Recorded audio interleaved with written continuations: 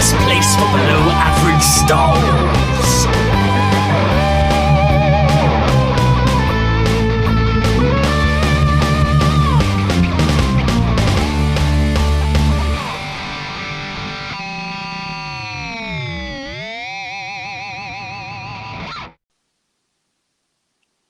Hello there, and welcome to the Star Wars Show, the best place for below average Star Wars. While the lockdown is coming to an end across the world, and particularly here in the UK, as pubs are set to reopen on July 4th, I still want to continue these lockdown specials, getting to know Star Wars fans. For those who don't know, the whole idea of the lockdown specials, knowing me, knowing you, was that Star Wars news was going to be scarce, perhaps, in the lockdown era of coronavirus. And I still wanted to be recording, and I still wanted to be talking Star Wars. So I've had different guests on, and we each ask each other 5 Star Wars related questions just to get the conversation flowing in Star Wars. And they've all been great so far. And that's why we're still going to continue them even as the lockdown starts to end, because I just love having these Star Wars conversations with people.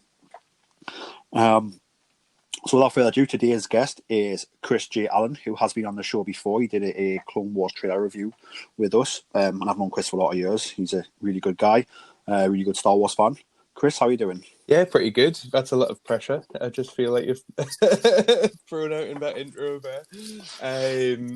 Yeah, still locked down though, but coping all right, and trying to get on to some extent the best that can be done at the minute. But a break about talking Star Wars for a little while sounds okay by me.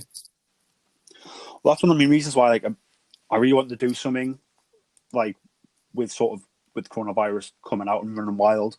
And obviously, again, I thought Star Wars news was going to slow down, even though it did a few weeks. But then obviously there was a lot of sort of Mandalorian casting scoops by /film and the Hollywood Reporter to talk about. And obviously there's been some new game trailers now from Star Wars Squadrons. But I just love the format. Essentially it's just 2 people talking Star Wars. And I think that's important. It's what you need, especially when sort of the world is not in a good place right now. It sort of takes the pressure off. It sort of takes your mind away from the horrors of the world right now, and we'll just talk about Star Wars and enjoy it. Could I, again, obviously the format of these ones has been sort of questions both ways. Can I start off with one for you and just say what has been your, again during this time, how much have you actually watched Star Wars, sort of engaged with Star Wars? So I've been sort of following the news because we've still been podcasting, so sort of responding to sort of those Mandalorian casting rumors, talking about them with Alan and with Ian, other co-hosts of the show. So that's been cool to sort of still be online looking for things like that, which is what I would normally be doing even if they weren't in the Corona period. And I think obviously these episodes, the Know Me, Know You episodes, so trying to sort of pick questions that I think that other people really want to talk about with their guests. So that was quite sort of challenging but fun, because it was sort of thinking a bit more at a personal level. So it's a different way how I prepare normally for a podcast. So that was cool. As for watching stuff, I finally finished Jedi Fallen Order, on PlayStation 4. Okay. So I played that and finished that. That is something I said I would do during this time, and I've not done, because unfortunately I got Animal Crossing at the start of lockdown. And that's been my gaming over the last 3 months. What's your island called? Wickham. Much like my company, this isn't just a plug, but I've called that island Wickham as well, which is also, people might remember I mentioned the last time, I think, my film sort of production company. So I'm keeping it on brand, at least with that one. No, it's awesome. It's good. So I've had my sister staying with us for a little bit during the lockdown. And she just bought a Switch and she got Animal Crossing as well. Nice. But I don't know how far she is at the minute, but I think she's just got a tent at the moment. See, I've properly put my time in, properly got my house sorted. proper little community. Trying to think, actually, watching Star Wars wise, I think I watched. It's hard to remember what was lockdown and what wasn't. It all sort of blurs into one. Well, I guess for me, Clone Wars was all lockdown, I guess. Yeah, so I watched that every week as it aired. Or maybe I guess a couple in perhaps. 'Cause I think maybe Bad Batch had started pre, or at least in America, not here, because obviously we didn't get Disney Plus till pretty much lockdown.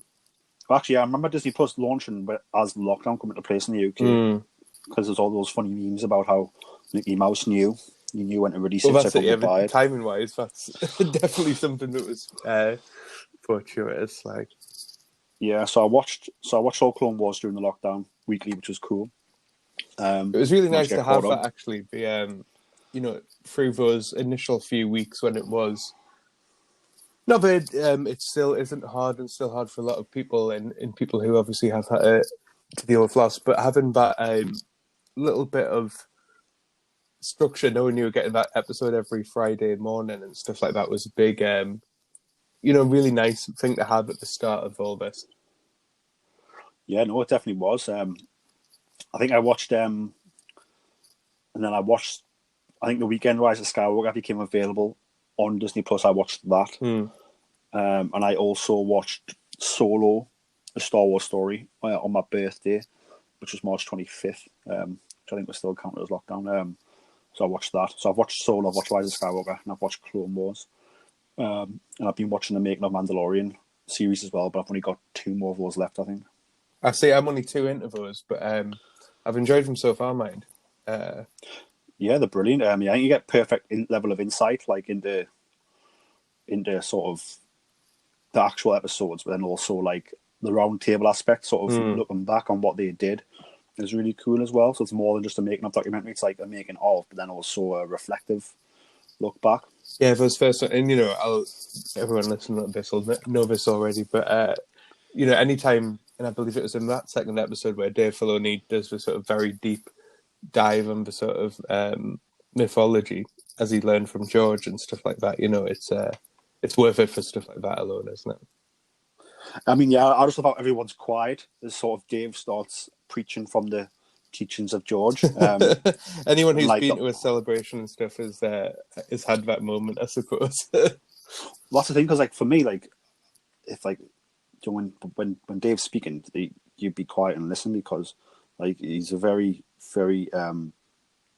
wise person. What he's saying tends to always have a purpose. He's very knowledgeable.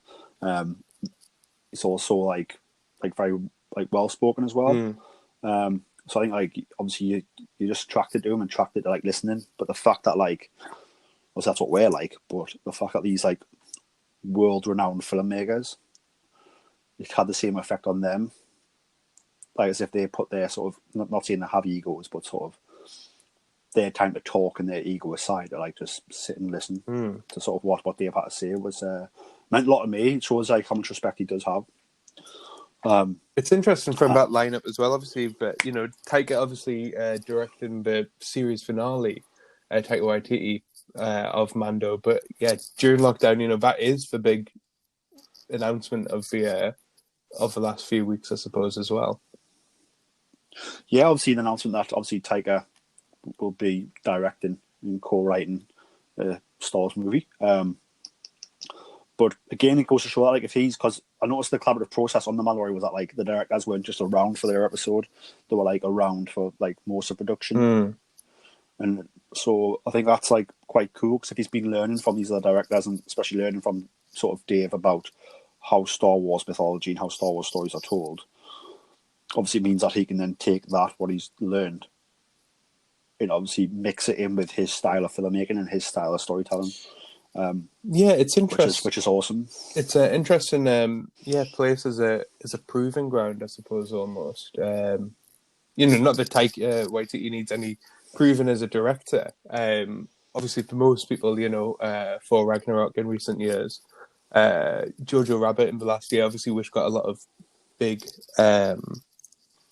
awards sort of plaudits and stuff like that. But yeah, going back into his filmography, stuff he's been doing for years, from What We Do in the Shadows to Boy, Flight of the Conchords and stuff like that. If for someone who's a big film fan like myself, his career's like always been one worth watching. So for me, it's a great fit. Yeah, and I think it's good, obviously, because like the companies work with him now, and he's worked with the company. So I would like to think that would avoid the situation of a Phil Lord and Chris Miller, where if you look at their back catalogue, it's brilliant. They're great filmmakers, but obviously didn't gel. They obviously didn't gel with the way Lucasfilm and Disney wanted to do things, and obviously that's why they were let go of. Obviously, they couldn't agree on how they were working. But I like to think, obviously, this is Taika's met Lucasfilm's met Taika. They've worked together on this project, and they obviously feel like they can do that collaboratively. So that's decent. But yeah, I think, like, to be fair, the only thing the lockdown's really affected for me, Star Wars wise, I think, is like shopping Star Wars. Obviously, I've done a little bit online. Yeah. But, like, usually I like to go for Bin Palette in Newcastle. I mean, I like to go to comic book shops, like have a wander around town and like see what Star Wars stuff's available. And obviously, like, I haven't been able to do that. So that's probably the only thing that's affected, which has been cool.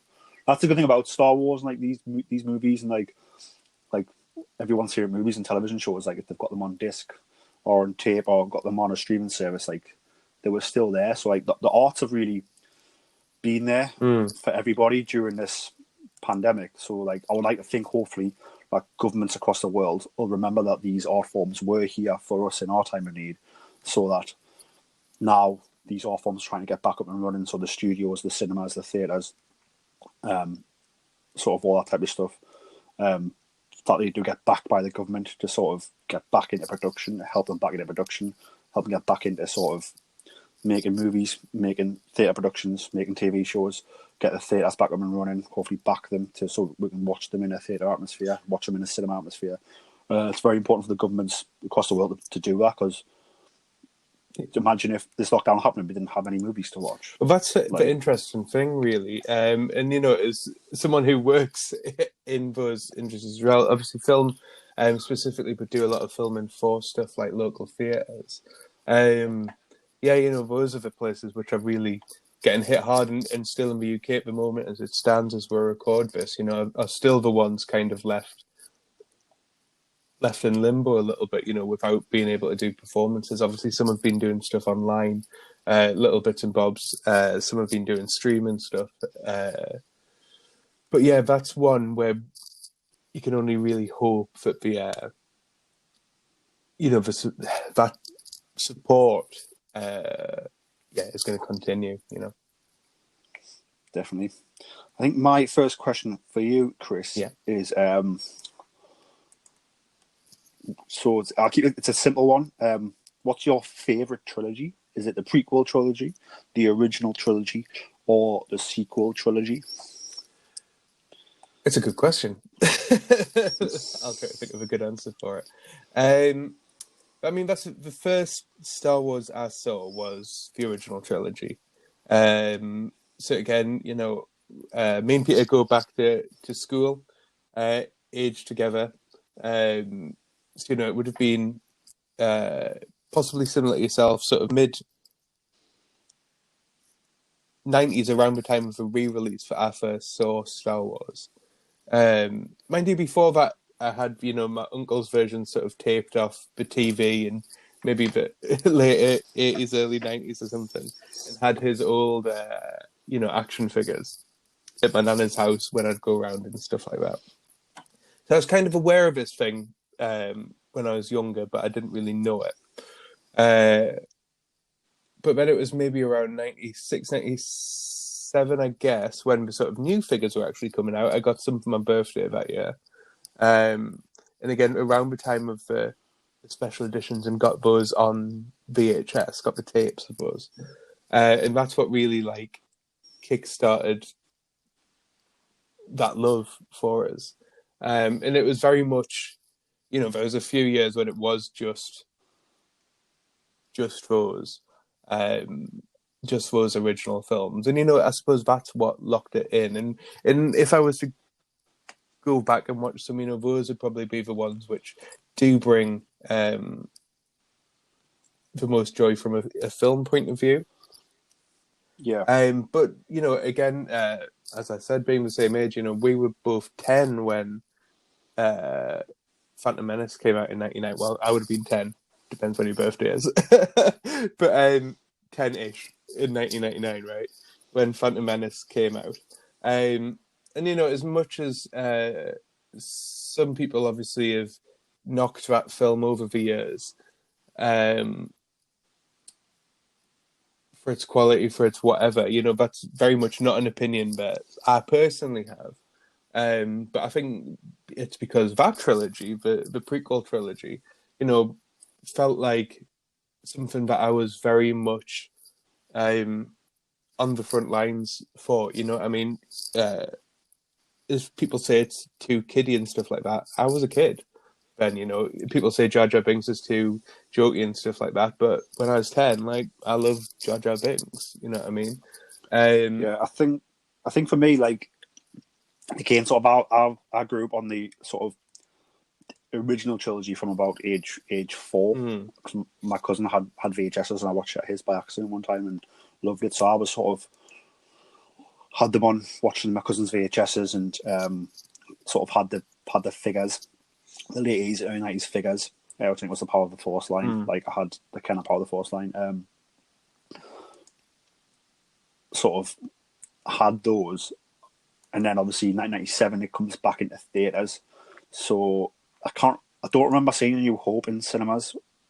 I do remember seeing Empire Strikes Back in 97 at the Customs House, which is a local independent cinema and art house in South Shields where me and Chris are from. Yeah, so where we do a lot of work for now as well, actually. So big up to them.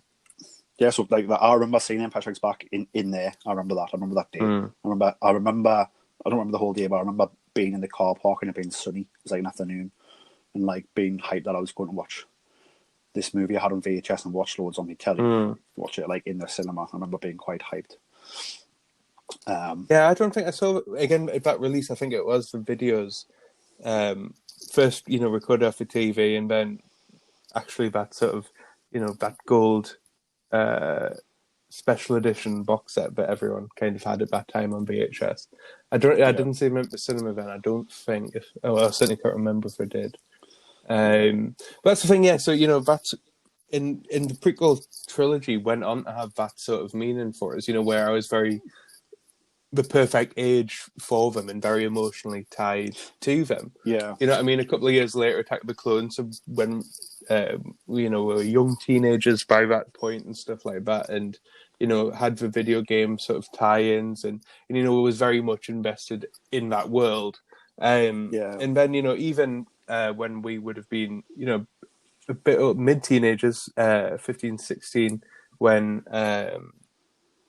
Revenge of the Sith came out and stuff like that. Again, feeling we'd been on that journey to some extent.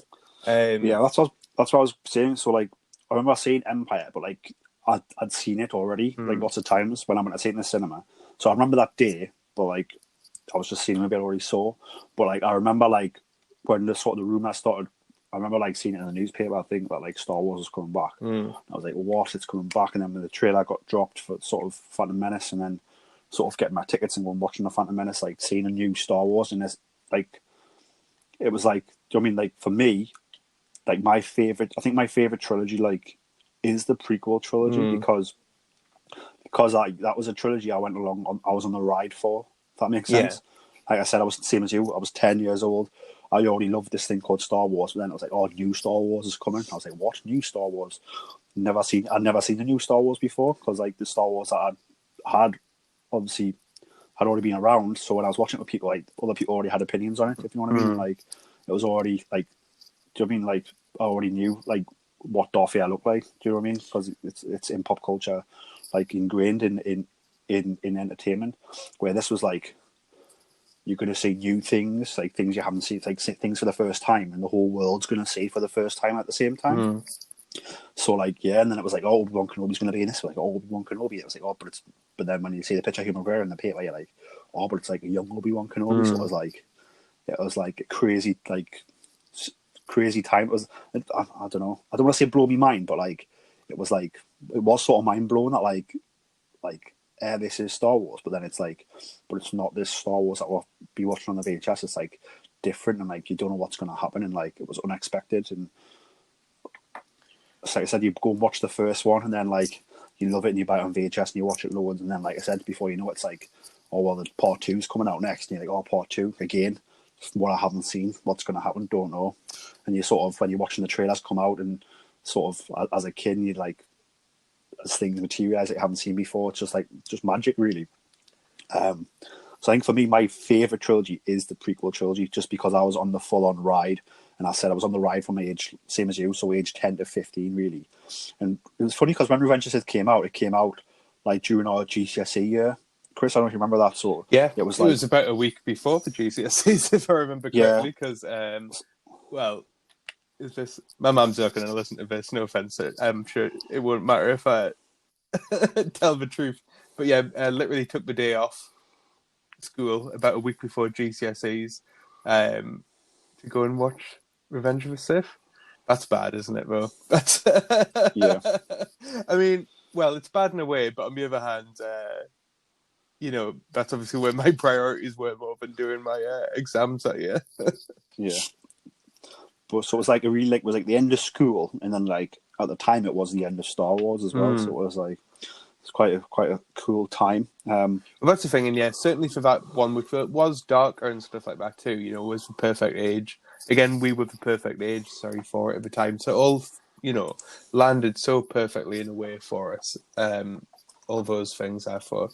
So that's the thing, yeah. To long answer to your simple question, perhaps, but it's that thing. I think, you know, film wise, you know, the original trilogy, especially, you know, New Hope and Empire, you know, just to look at film as the art form out of them, you know, that's what I'd lean against.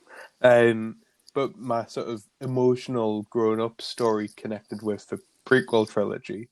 You know, that's something that is very dear to us as well.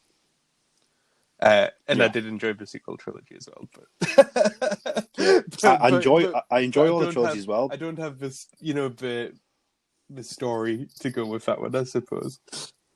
Yeah. Definitely. What's your second question for me, Chris? Oh, that's good. You've put me on the spot now. So, well, let's keep it in the cinema, as we were just talking about there. What's your, you know, apart from those first screenings and possibly in more recent years, what is a Star Wars big screen experience? You know, something that's a little different, I suppose, or something that stood out to you since those big ones. So I remember like sort of The Force Awakens opening night. Yeah. Obviously that was like as an adult going to see Star Wars, and Star Wars being back, and like obviously we'd seen the trailers, been part of the marketing campaign, but like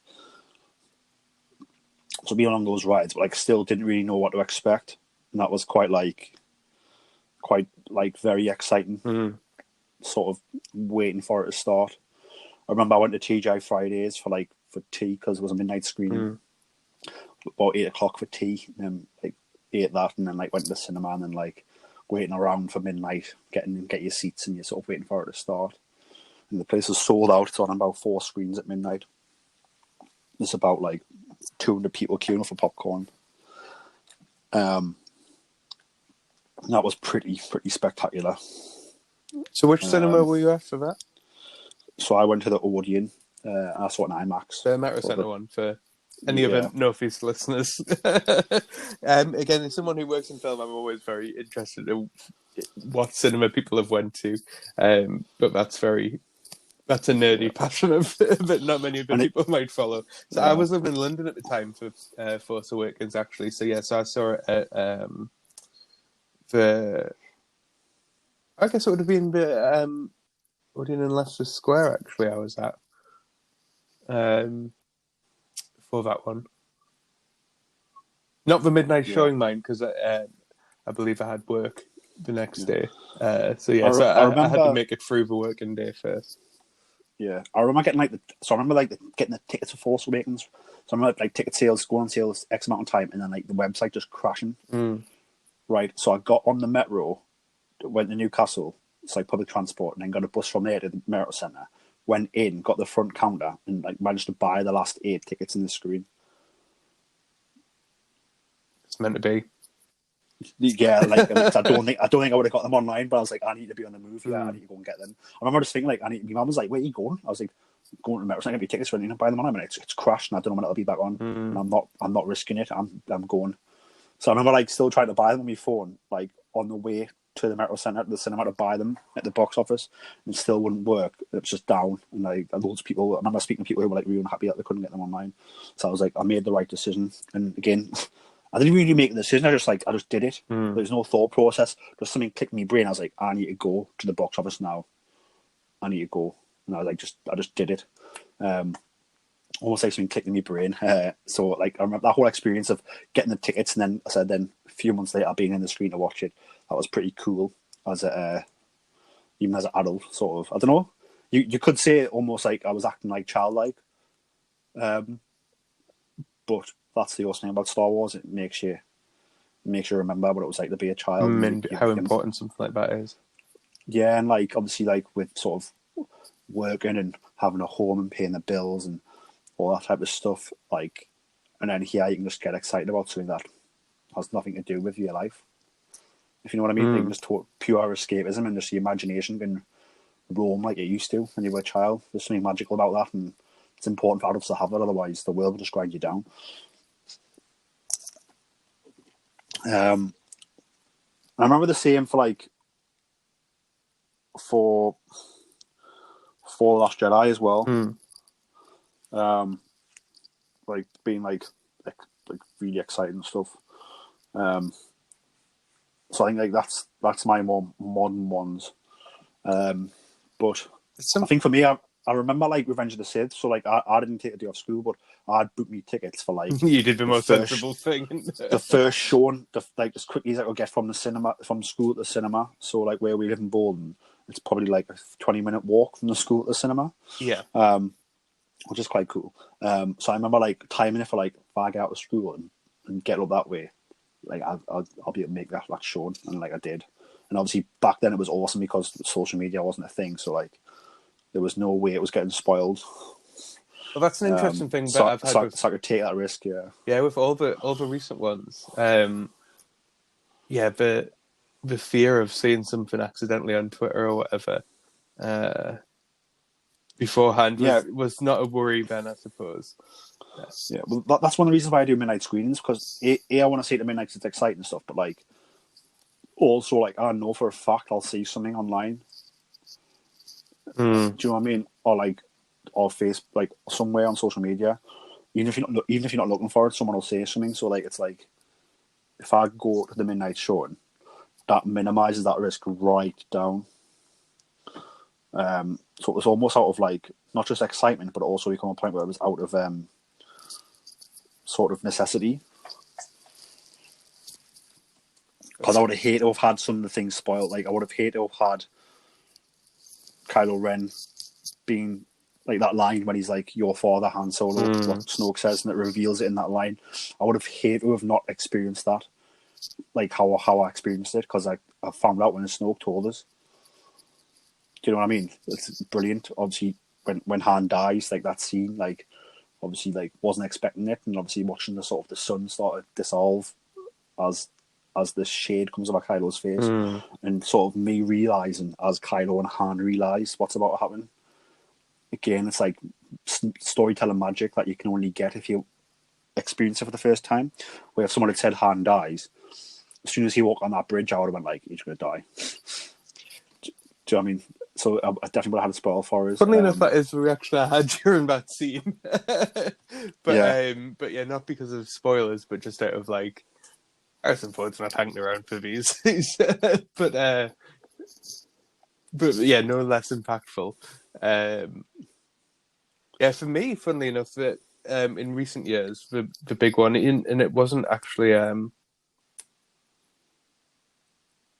film screening, I guess. But actually seeing the Rebels season premiere on the big screen at Celebration Europe was great. I don't know if you were there for that one.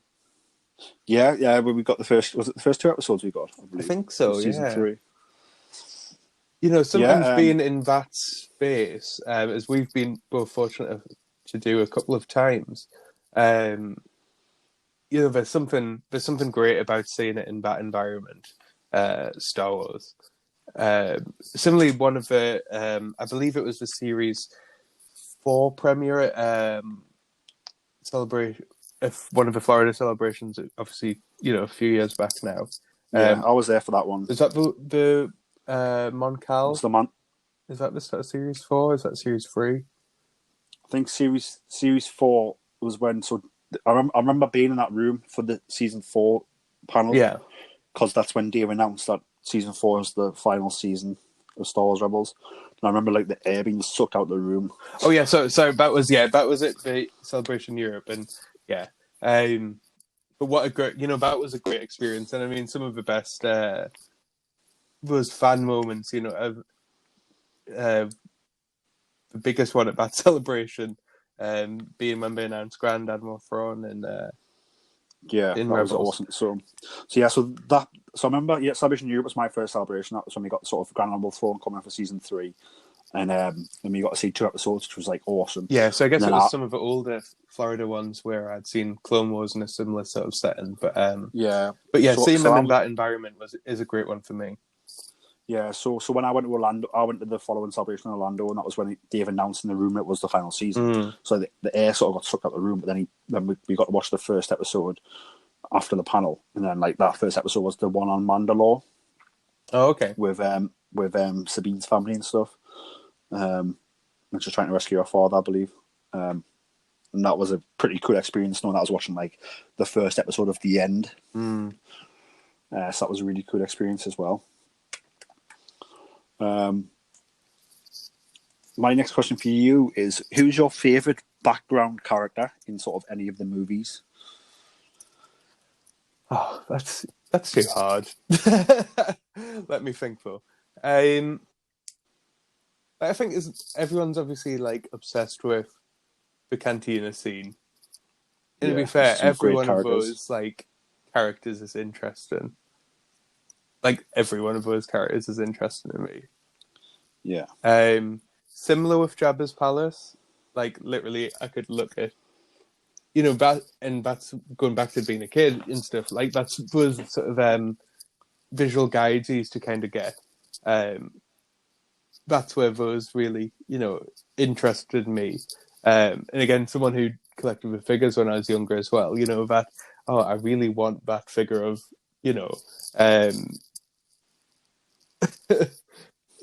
Droopy McCool or something like that, you know what I mean? But it's like really obscure, like, that's the guy. That's, oh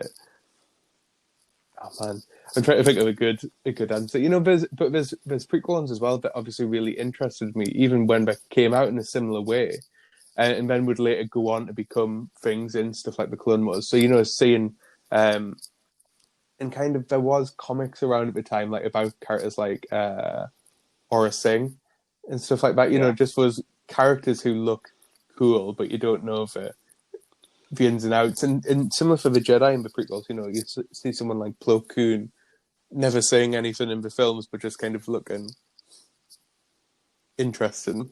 looking cool as hell. And you're just like, there's something in this guy. Unfortunately, then when Clone Wars comes out, Dave Filoni agrees with you and gives them many, many interesting things to do. But it's a pure background character. I'm trying to really think of a good one. So who would you go? Just sorry, while I'm thinking and going through the.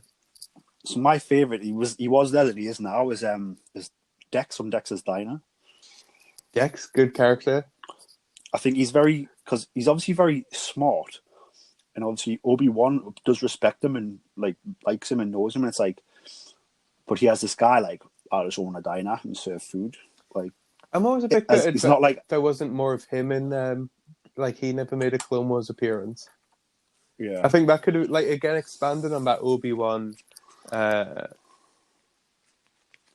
life outside of, The Jedi Order. yeah, it could be quite interesting. Definitely. But I like how he like outsmarts the Jedi Temple like droids as well. Like, and then when you hear back in the temple when I forgot her name. When Jocasta knew is like whoa, Librarian, yeah.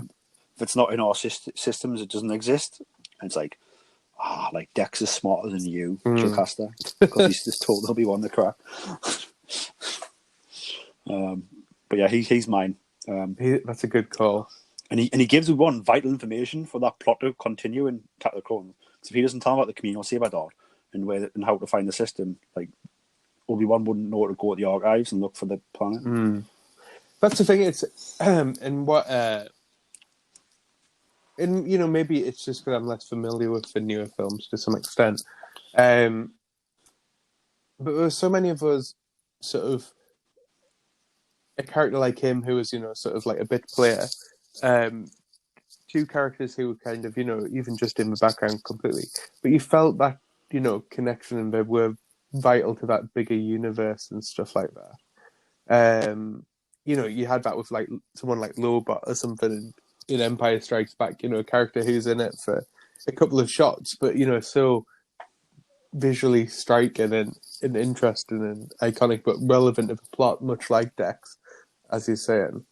Gosh, I'm trying to think of a good one, though. I'm gonna stick with Cantina. Yeah. And I'm going to go for. Actually, who always interested me, and this might not be the final answer. I might think of something better by the end of the sentence. But and again, this is something that came to pass being an interesting thing in Clone Wars with Cad Bane. But the two is it Duros or Duros? I'm not sure how you pronounce it. I'm not sure how you pronounce it, but the sort of blue alien-looking aliens sort of thing with the big sort of red bulgy eyes. Like again, like they always, and I think you literally see maybe a shot of one of them reacting in the two of them reacting. Sorry, in Original New Hope and stuff like that. But there's something about those designs and the designs of so many people in that cantina. Where they just they stick with you. From kid to adulthood. I think it's the way they're lit as well, and like the way they're presented, because like they're there looking cool, but they're also like darkly lit, and then they're like almost hiding, and it's like almost like they're planning, like they're talking about something, they're planning about something, and like I don't trust one of them in that cantina, but like in a good way where I'm like, that one's up to something, and like that one's got a story, and he's up to something. It's like, but you don't know what, but you're intrigued. Do you know what I mean? You're like you're really intrigued to find out. Obviously, they later on did books like Tales from the Cantina and stuff, because every one of them's got like a story. But yeah, I know what you mean. It's that like the way those guys were sort of animated and lit and presented. And that's the thing. You go on years later to find out the behind the scenes, and it was obviously done so cheap, and so many like masks quickly thrown together by the costume guys, and even like old Halloween masks and whatever. But that's it. The effect is so perfect how it came out. I've also got to put Bosk into that answer. Yeah, good. But just Bosk is cool. Bosk. Yeah, cool. We'll go with Bosk. That's an easier answer. I should have got there quicker, but yeah. What's your next question for me, Chris? Well, so I was kind of getting into there, and reminiscing about all these characters through stuff like the figures back in the day. But what was your? Maybe this is a two-parter. When you were growing up, what was your big, Star Wars thing or toy or whatever or game? And what is yours now? I've got the same question for you written down. This is the mentality of people who waste all their money on this stuff. Yeah. So I think like then I was very lucky as a kid. So like my mum like for Christmas I had the Kenner Millennium Falcon, which was like the centerpiece of my collection, because that would be part of like every game I played, that would be like a centerpiece of like what was going on, whether it was flying in the air, whether it was docked, and my hero characters trying to get back to it and being chased by the Empire. Whatever I was playing, the Millennium Falcon was like always a centerpiece, really. So I've still got it. I'm not got it right now. It's damaged, but like I just remember how much I played with that and like how much it was a centerpiece to sort of all the games and scenarios I played with my action figures. So that was like the be all and end all. Like I said, like I got it when I was about 4 or 5, I think. Like one Christmas off my mum and dad. So I was like a very, very lucky guy, very lucky kid. And that was like really, really cool. Trying to think figure wise. I loved one of my favorite figures I got like the Han Solo in Carbonite. And so coming at the Han Solo in just the white without the jacket, and they come with the Carbonite that he clipped in the back of. I got that in France. I remember I was on holiday in France, and that was like I remember coming back to school and like people like hadn't seen that figure, and like I remember people being like, "Oh, you've got what Han in Carbonite?" But I've got Han in Carbonite, and it was quite a big deal. Yeah. So like that was really cool. I remember some little things when I was younger. So I remember I bought a TIE fighter from Woolworths, which was a chain that no longer exists in the UK. And I bought a TIE fighter, like the kind of TIE fighter. And when I got home and opened it up, someone had opened the box and put inside a Darth Vader figure, like boxed, like carded, like as if they were going to come back and get it to steal it. But I had picked this box up, obviously not knowing, and stored it accidentally. So that was really. I remember being like, this guy cost. Like I opened my TIE fighter excited, and then I got a TIE fighter and a Darth Vader unexpectedly. So it was like a double win. It was like I remember being so happy. And I remember looking at that Darth Vader being like, this guy cost me nothing. This guy's free. Free Darth Vader. I remember being really, really happy with it. Yeah. So like that was really, really awesome. I think now my favorite. I don't know what my favorite bit of my collection is now. A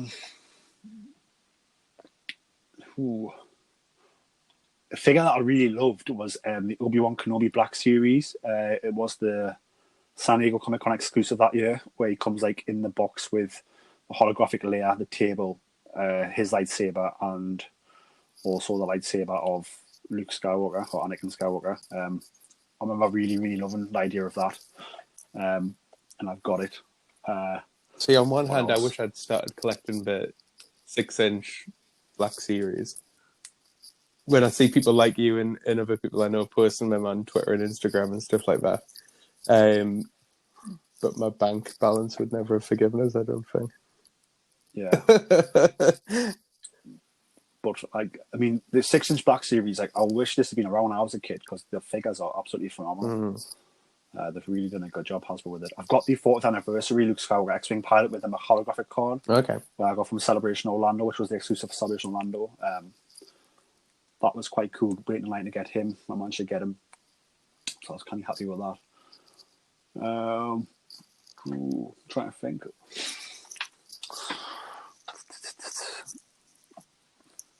Yeah, I'd probably say like that Obi-Wan Kenobi as an adult was really fun to get. It was the first time I really seen what they could do with the exclusives. Do really cool work on them.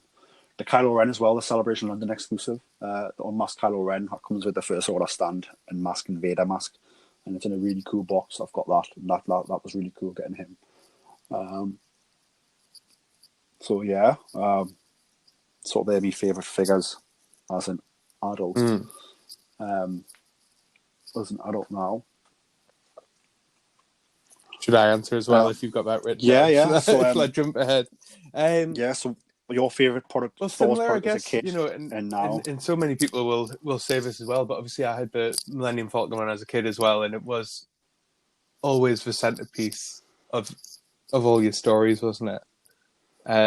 When you were playing with it as a kid. But it been a similar way. I guess maybe it was that Christmas of maybe 99, but maybe 2000. I got the Royal Starship, the episode 1, like Queen Starship as well, and for just something that was massive, and took up most of my room. That thing was like a huge play set, bigger than the Millennium Falcon in length and stuff like that. And just having those two things literally dominating your room, but literally, these two massive play sets. I mean, trying to like play with that Queen Starship one, like actually trying to fly it round as a kid, like having to hold it by both hands, and like it must have looked ridiculous. But like again, just the amount of play that was gotten out of those things back in the day, obviously meant so much then. Now maybe I'll give a hypothetical answer because again, my sort of the thing that I kind of splurged on at lockdown when I was kind of like I had nothing better to do. I pre-ordered the Lego Mandalorian ship for Razorcraft. Oh wow, very nice. Which was again is when we mentioned about uncertainty and financial uncertainty at the beginning, but people are obviously struggling with it at the minute. Me, just going like, well, I'm gonna order this massive Lego ship. Possibly, like it's possibly not the wisest financial decision, but knowing that is coming in the next few months, I'm not sure the actual release date of it. But hypothetically, I'm very excited for that. No, just for the Lego little Yoda and baby Yoda, the child and stuff as well. It's worth it for that alone. I've just pre-ordered the Star Wars Empire Strikes Back 40th anniversary Black Series Wave 5, which gets you Darth Vader, Boba Fett, Imperial Snowtrooper, Chewbacca, and Luke on Dagobah in the Hasbro Black Series on the original kind of cards for like just under £100. But I'm really glad I pre-ordered them. I'm excited for them to come. Still big kids. Still, yeah. Yeah. Yeah. So, fun times. The fiancé doesn't always say it that way, but... Well... She must know by now. She knows by now the crack. Well, I always tell her that, like, at least I don't have, like, a drug habit. Like, yeah, it could be... Could be a lot worse. Well, I'll just buy these maybe figures. Only slightly worse, but yeah. But no, yeah. So don't do drugs, guys. Buy Star Wars figures. It's just a different addiction. That's my message.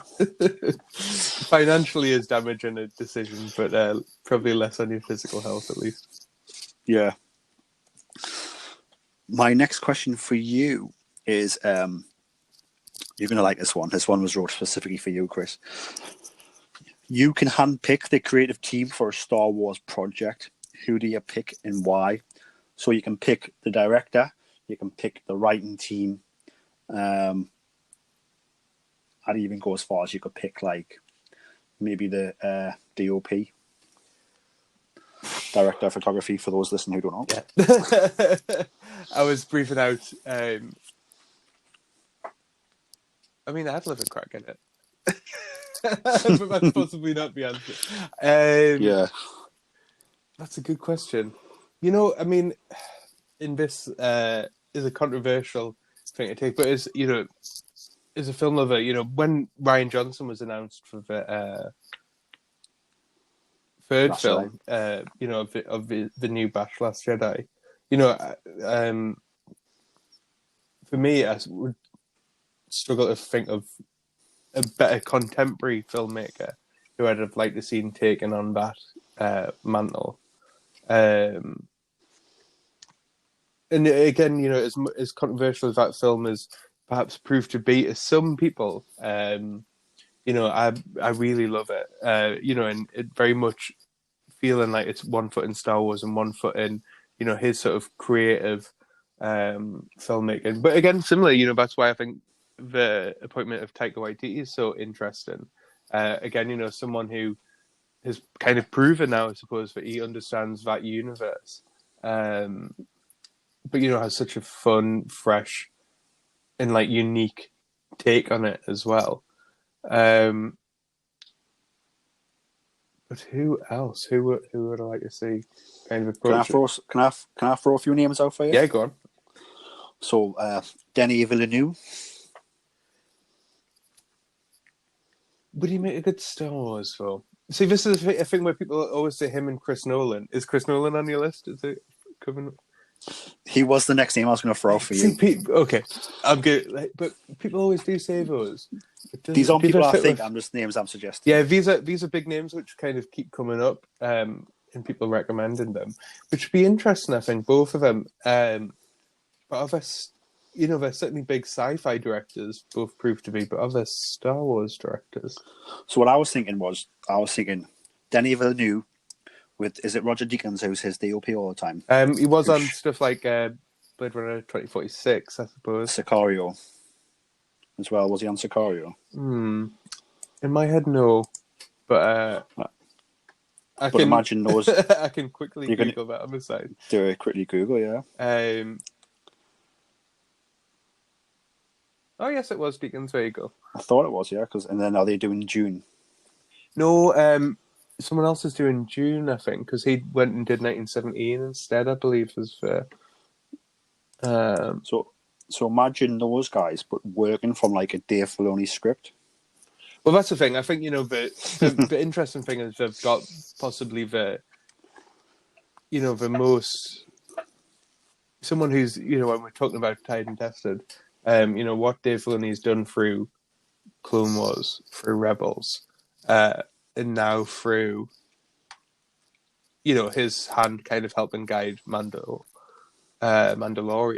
is that you see that they've got after George Lucas, the best Star Wars storyteller, kind of sitting right there. You know what I mean? Yeah. So hopefully that's something that's just going to get more and more. Greg Fraser is the cinematographer on the new Dune, as well to answer that question. But yes, this is me slightly being distracted by looking on there, but I'll leave that now. So I would love to see Dave doing stuff on the big screen, and there's stuff like the Ahsoka rumors kind of circulate. Hopefully that will come to pass, or at least more stuff in live action. Because him taking it to that next level is, proven to be great Star Wars storytelling. Ava DuVernay, I think, would be an interesting choice. I mean, again, one of the other big things which has kind of happened during this period of lockdown and stuff like that is, how important something like Black Lives Matter has been. And, the realization for some people, of this massive problem definitely. Still within society and stuff like that. And I think, and Taika is a great step with this as well, giving these things to more diverse sources of storytelling. And again, that's certainly not knocking anyone who's came already. But I think, just what interests me and why I think I love stuff like Clone Wars, like Rebels, like even Mandalorian now, is because they expand the story, but expand the story into kind of like all these different avenues. And as much as I love, what has now been dubbed the Skywalker saga and stuff like that, I think all these like, little other ways that Star Wars kind of always splintered off. And again, why I love those little visual guides back in the day to find out about those side characters.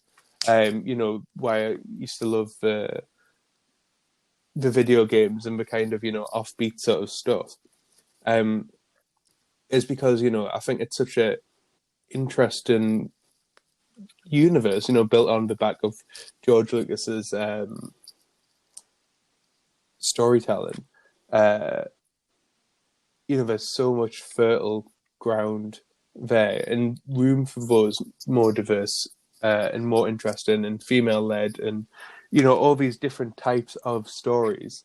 And as much as, I do love and have loved, again, that main thrust of it, that Skywalker saga, I think having those other avenues explored, that's how you keep the franchise vibrant and alive and going is by exploring it, but exploring it with fresh eyes. Yeah. I think one director who I want to see get a movie is Ryan Coogler. Yeah, well, that's the thing. Again, someone who's proved himself in you know, Ryan Coogler, who did exactly what I've just described for Marvel. Yeah, that's an easy shout for me. I think the fact that Deborah Chow is doing Kenobi series, I believe she's showrunning. Am I right? Am I making that up? I think she's showrunning, and the way I read it the first time around when they first announced it was that she was directing like all of it. Obviously, that might change as the show changes in pre-production, but like if it's going to be 4 episodes or 6 episodes, then like I said, if it's about like a character we already know, you probably want to keep the direction simple. Where obviously like Mando was a new character, so therefore you've got all these different directors bringing different aspects to him, if you know what I mean. But I think like from what I was aware of at the time when it first got announced, was Deborah Chow was directing all of Kenobi. See, I think that decisions like that is totally the right step. Again, you know, people who are phenomenally talented in this area, but have interesting things to say as well. Those would be some of the names that jump out at me, which are very interesting ones. Or, you know, ones different than stuff people have been saying for years and stuff like that. But that's a good sign that these people are kind of doing stuff with them and going forward. Although in Series 2 of Mando, I'm excited to see Robert Rodriguez directed Star Wars. I'm so excited for that. I'm interested to see Peyton Reed directed Star Wars and stuff like that as well. So, you know, I think there's a lot of, you know, good Star Wars storytelling's always on the horizon, isn't it?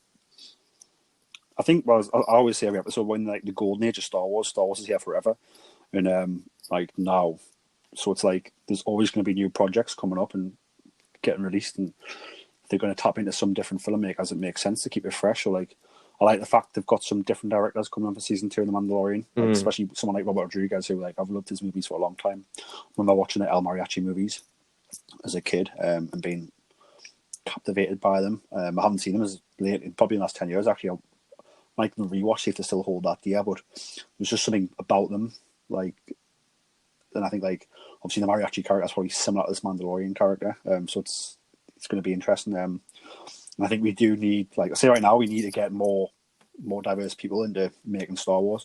Star Wars are doing okay. Do you know what I mean? They are being diverse a little bit. They have been since 2015. Since they started making new projects, like they have tried to be diverse, but it's a start, is what I'll say, but it's not enough. And they need to keep pushing forward the boundaries. And there's some brilliant filmmakers out there who aren't white. just to put it plainly, like I said, we've said Eva DuVernay, Deborah Chow, Ryan Coogler. That's the thing, with Taika, you know, already doing one. Taika, Deborah Chow getting the TV stuff. I mean, that's the thing. There's other people that I always thought would be great. I thought Brad Bird would always do kind of a great job on a Star Wars. I think would be interesting. I always thought, oh gosh, I've forgotten his name. The guy who did Kick-Ass. And Matthew Vaughn. Matt Vaughn would be kind of an interesting, you know, like has the right sort of energy for a Star Wars director. But yeah, I think you know, I think stuff, if Taika's doing something, you know, where he can do the heart and the humor, you know, I think that's a pretty good sign for me. Yeah. Good. What's your last question for me, Chris? That needs to be a good one, doesn't it? When am I getting that shirt? So for some backstory, so I went in Celebration Chicago. Chris was like, I really want this shirt, and it was the orange Chopper's Camera Crew shirt. Chopper and Mouse. What's he called? Cheese. Yes, yeah. Chopper and Cheese the Mouse Droid shirt from the Celebration store in Chicago, and I got him it. and then like I think we've arranged a few times to sort of meet up and exchange the shirt and have a beer together, and it's always just fallen through. And then I end up moving house, and then sort of Christmas was here, and then before you know it, it's obviously March, and then lockdowns happened. I can think of a better question, but I would like that shirt. But no, I've got it. You need to come. We need to go have a beer. I was going to say, this is my post-lockdown plan. is to have that. Okay, something slightly, and this is possibly giving you an insight into what my plans for the rest of the week might involve. You mentioned before, though, about Squadrons, obviously trailer kind of dropping that you've been playing Fallen Order during this time. Pod Racer just came out last night on the Nintendo Switch store.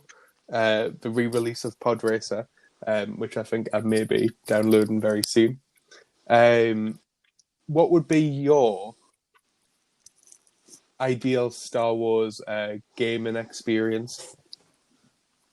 So I think just talking from my favorite Star Wars gaming experiences, like from the past first, then I'll go into that one from the future. So like I loved Star Wars Racer Revenge, the second Racer game.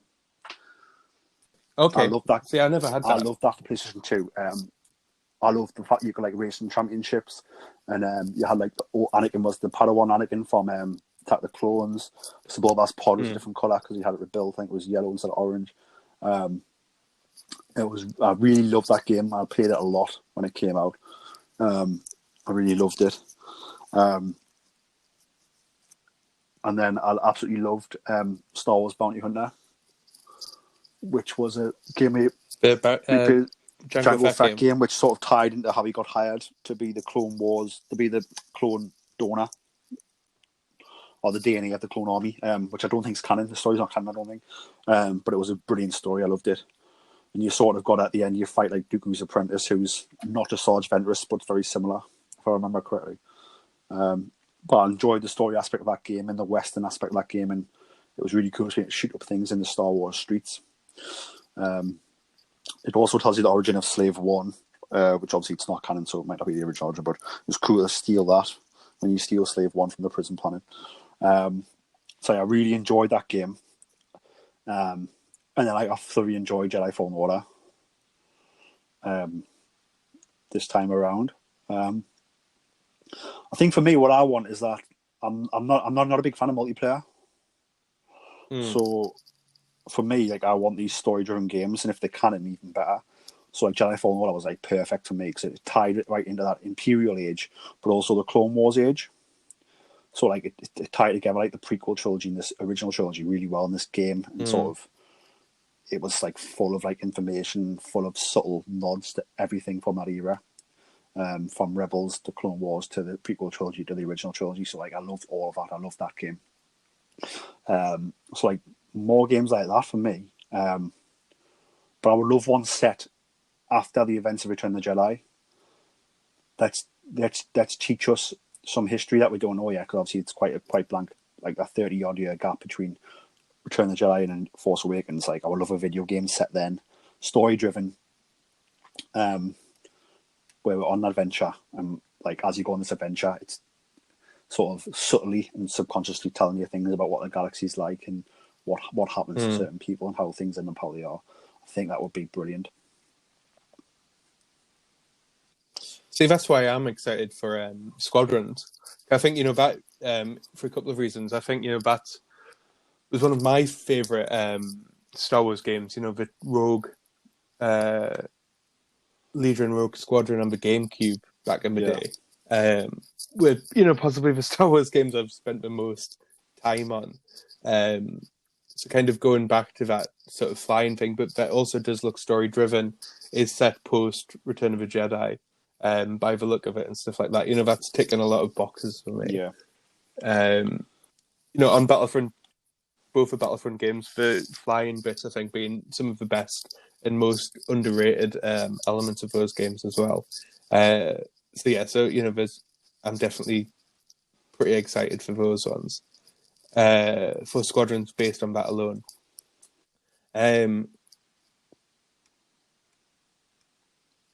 But yeah, actually getting back to Pod Racer is something. It's certainly not a new one, but getting back to Pod Racer is something that it's a pretty exciting prospect for me as well. What's the cool thing about sort of these sort of streaming services now, like these sort of streaming services for consoles? Well, it's not streaming, but it's like the back catalogue of games, if you know what I mean. I know PlayStation has them, and so does Xbox, and obviously on the Nintendo Switch now, where you can sort of play these old games on your newer consoles. You don't have to go and dig up the old console and hope it still works.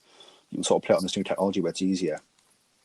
And in a connected way, around Christmas, I downloaded Indiana Jones and the Fate of Atlantis. Oh wow, awesome!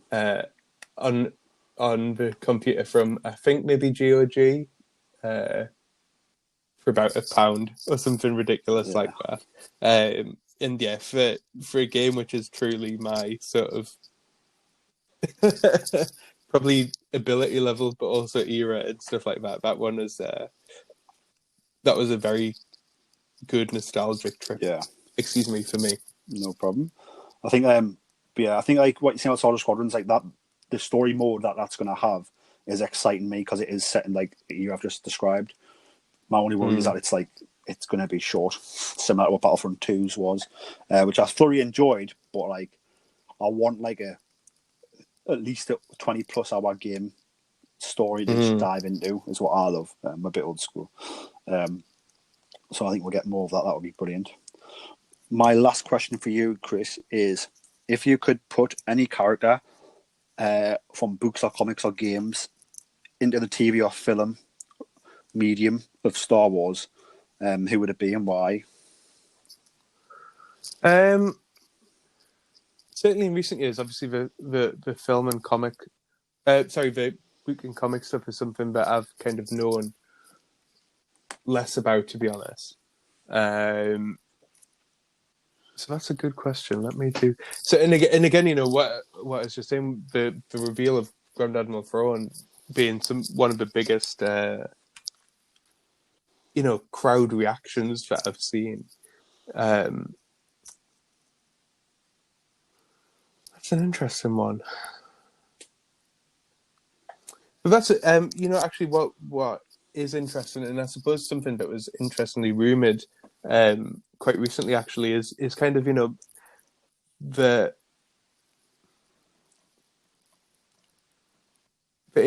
sort of history of Plagueis is something I think would be interesting to delve deeper into. Yeah. And again, obviously was covered in a novel kind of just before, or not long before, everything was kind of considered non-canon anymore. Yeah, so I've always said this about Plagueis, like, so you might know better than me, so obviously that book is no longer canon.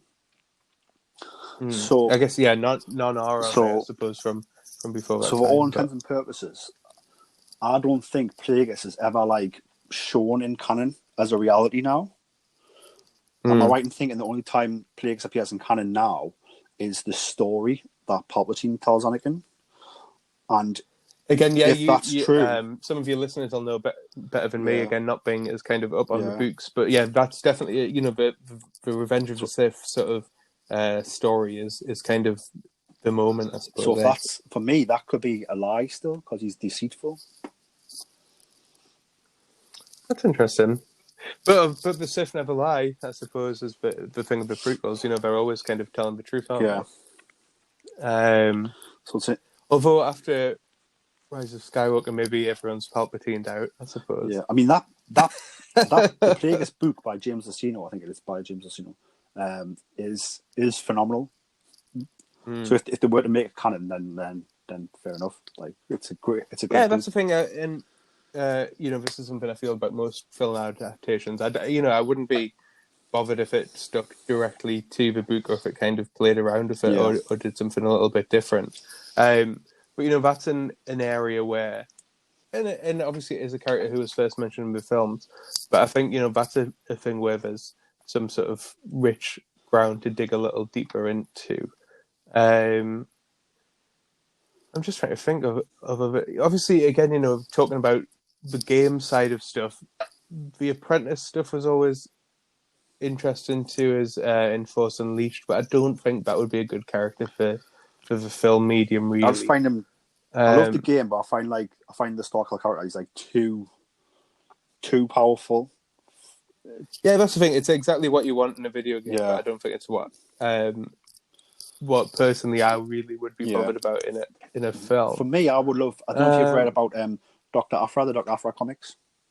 Okay. I think I would love to see her become like. There's no reason why she can't appear. Well, she survived, like in Mandalorian or in a new animated show going forward. I'd love to see Dr. Aphra brought into something going forward on television or in the films. I think that would be brilliant. No, I think that's a great call. That's a character who's resonated so much outside of, even to someone who doesn't really follow the books of the comics that closely, the impact of Dr. Aphra is like, it is sizable and stuff like that. So, it's clear that the fan support is there for that character.